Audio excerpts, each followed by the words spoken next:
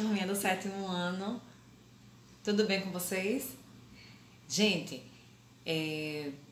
nossa aula hoje vai ser um pouco diferente, certo?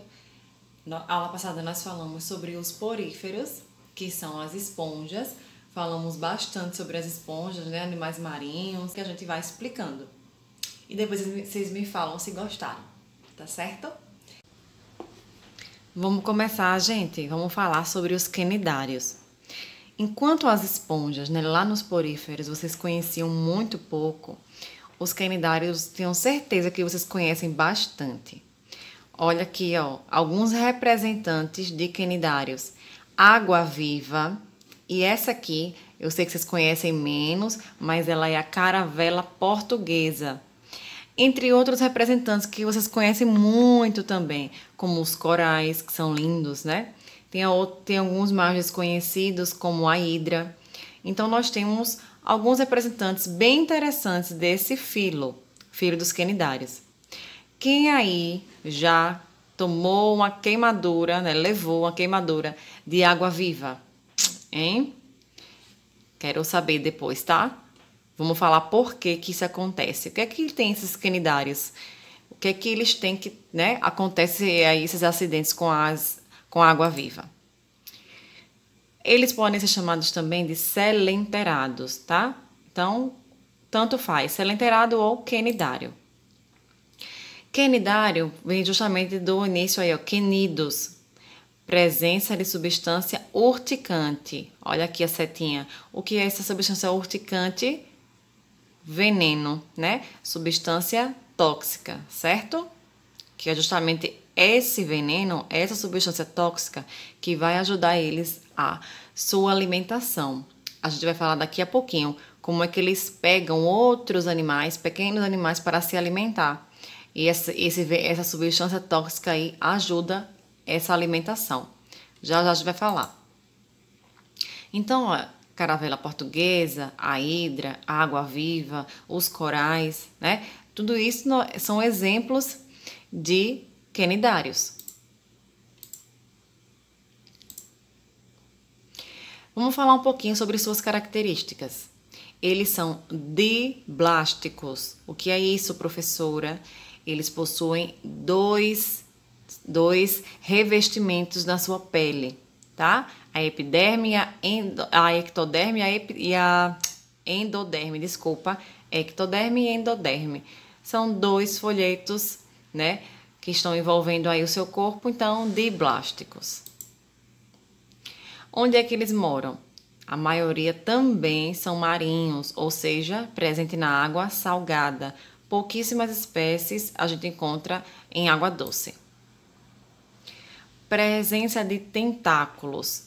Quem já viu uma água-viva, viu que no final do corpo delas, né, tem parecendo um monte de pernas. Não é isso que fala assim, muita gente fala que é um monte de pernas.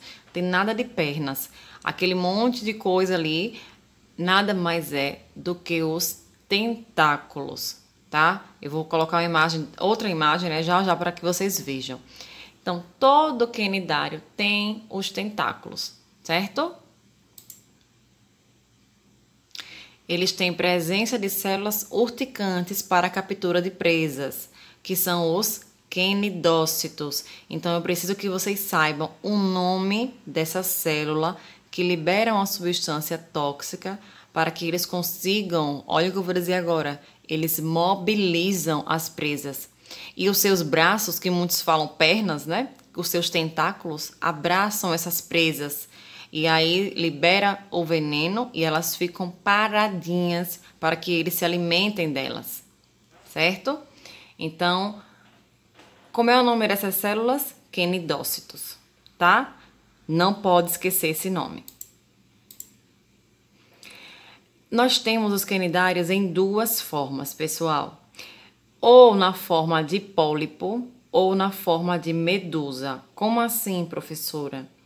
É porque enquanto os poríferos, né, as esponjas que a gente falou na aula passada, enquanto eles são sésseis, o que é isso? Vivem presos, né?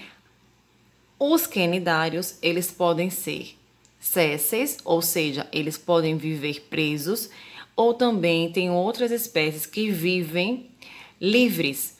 O que é livres? Nadam, são natantes. Quando eu falar em pólipo, vocês vão lembrar que é a parte que vive presa. Todo mundo já viu ou já ouviu falar nos corais, né? Os enormes recifes de corais, porque eles estão ali em colônia, ou seja, vários juntos. Ninguém nunca viu, tenho certeza, um coral se movendo, né, gente? Então, os corais, eles são que forma de pólipo, vivem presos.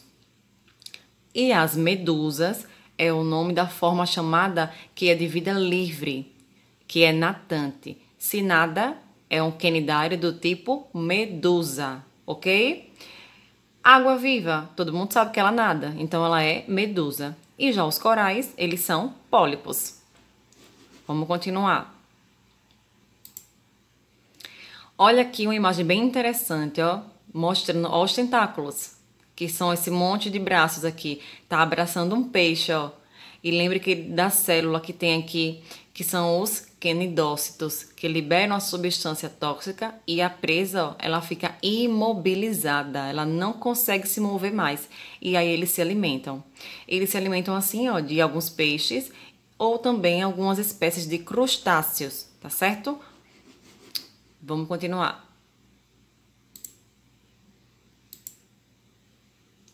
Então, a célula já é epiderme. Epiderme é o tecido, né, que reveste. Então, olha, os quenidoblastos, ou também chamados de quenidócitos. Até agora nós falamos o nome da célula que libera o veneno, quenidócito.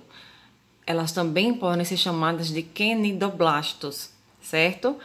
Então, ó, essas quenidas nada mais são do que nematocistos. Mas esse nome aí eu não vou cobrar de vocês, não. Se vocês lembrarem dos quenidócitos, que também são chamados de quenidoblastos, já está ótimo, certo? Para que é que servem essas células aqui da epiderme, esses quenidócitos? Para captura de alimento e para que eles se defendam também, né? Quando se sentem ameaçados, acabam liberando essa substância para se defender, tá? Vamos continuar. Tá mostrando aí, ó, algumas outras imagens. Só mostrando os quenidócitos, tá? Que fica na parte externa do corpo, né? Epiderme por fora, revestimento por fora da pele. Vamos falar de alguns sistemas, do funcionamento do seu corpo. No sistema digestivo, ele é incompleto, assim como as esponjas também, certo? A gente não comentou, mas já aproveito para comentar. Tanto as esponjas, que são lá no filo dos poríferos, quanto os quenidários, que é esse próximo filo que a gente está falando, eles não possuem ânus. Então, eu digo assim, que o sistema digestivo ele é incompleto. Tanto o alimento como os resíduos saem por uma única abertura, que é a boca, tá? Então, sistema digestivo incompleto. A digestão, deixa eu voltar aqui extracelular, quer dizer assim, que está acontecendo fora da célula. Por quê? Porque tem também algumas células que liberam toxinas para fazer a digestão do alimento. Então, se a digestão acontece por essas toxinas, a gente diz que é extracelular. Ou ela pode também ser uma digestão intracelular, né? Quando tem-se as enzimas para fazer a digestão, certo? A circulação do sangue é ausente, acontece por difusão, ou seja, a parte do sistema circulatório, o que é difusão? Passa de uma célula para outra. Então, não tem um sistema de vasos sanguíneos, né? O sangue é passado de uma célula para outra, sem vasos sanguíneos. Então, a gente diz que o sistema circulatório é ausente. A respiração também, né? Os gases vão passando de uma célula para outra, também por difusão. O sistema excretor, que é o que libera as substâncias tóxicas do nosso corpo, também vão ser eliminados assim, de uma célula para outra. Vamos falar de reprodução. Os quenidários, eles podem se reproduzir de duas maneiras. De maneira sexuada e de maneira assexuada. Na parte 2 dessa aula, a gente vai continuar explicando falando sobre reprodução, certo? Eu lembrei de uma observação aqui, ó. Eu vou voltar pra gente falar rapidinho, certo? Depois eu vou compartilhar com vocês esse PowerPoint, não se preocupem não, vou mandar pra vocês, tá certo?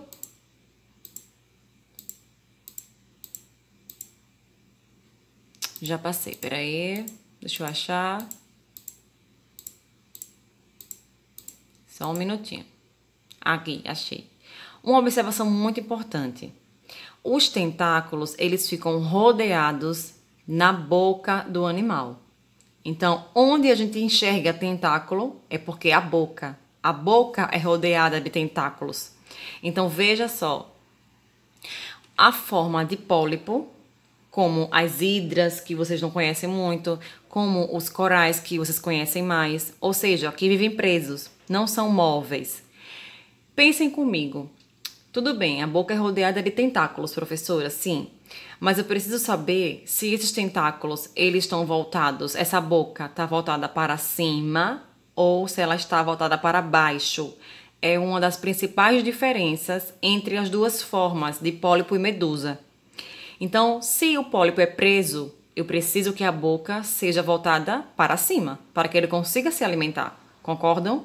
Então, tentáculos arrodeando sua boca e boca voltada para cima, porque ele está preso, né? Bem fácil lembrar. E as medusas, que têm vida livre, como a água-viva, boca voltada para baixo, já que ela é natante, ela não vive presa. Então a sua boca é voltada para baixo. Os tentáculos voltados para baixo. Então, lembrem, boca rodeada de tentáculos, pólipo, boca para cima, presos, né? Medusas, boca para baixo, porque são livres. Ok, gente? Então, próxima aula a gente vai falar sobre reprodução sexuada e assexuada. E lembrem, cuidado com as águas-vivas, né? Para não levar às famosas queimaduras. E nós já aprendemos por quê. É tanto para defesa como também para a sua alimentação, né?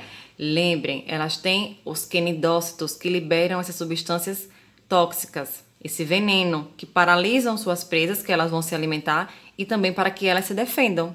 Então, quando em contato com a gente, elas se assustam e liberam, né? E aí vem as queimaduras, porque liberou essa substância lá dos seus quenidócitos, também chamados de quenidoblastos. Ficou muito fácil essa aula, não foi não, gente? Até daqui a pouco na reprodução, tá? Qualquer dúvida já sabem. Beijo, até a próxima aula.